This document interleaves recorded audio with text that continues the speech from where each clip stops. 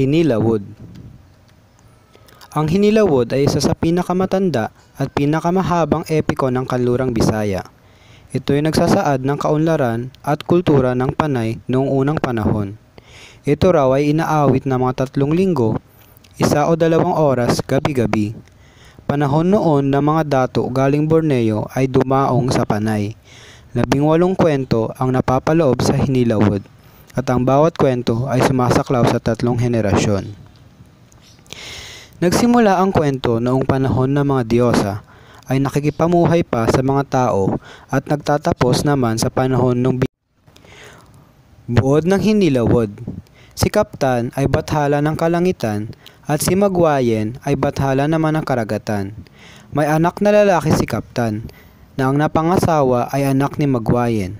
Ang mag-asawa ay nagkaanak ng 4. Sila ay sila Likabutan, Ladlaw, Libulan at Lisaga.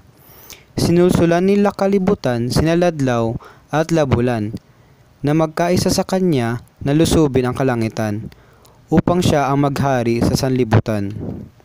Walang pagsidlan ng galit si Kaptan kaya kanyang pinagpupukol ng kulog ang magkakapatid.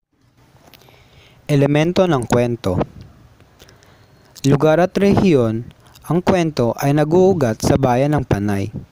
Ang mga karakter, mga bida, Lakalibutan, Lisaga, Magwayen, mga kalaban, Ladlaw at Labulan.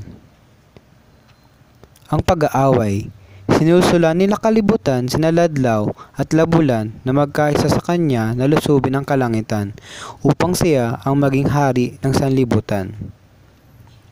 Isinumpa ni Kaptan ang kanyang mga apo at pinatay sila.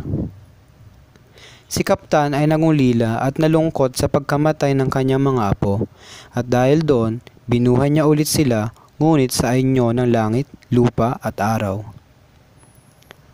Ang moral ng kwento. Ang kasakiman ay walang naidudulot kundi sakit at bighati sa mga mahal natin sa buhay at ito rin ang nagugat ng ating kamatayan. Ang tema ng kwento, pagmamahal at bighati.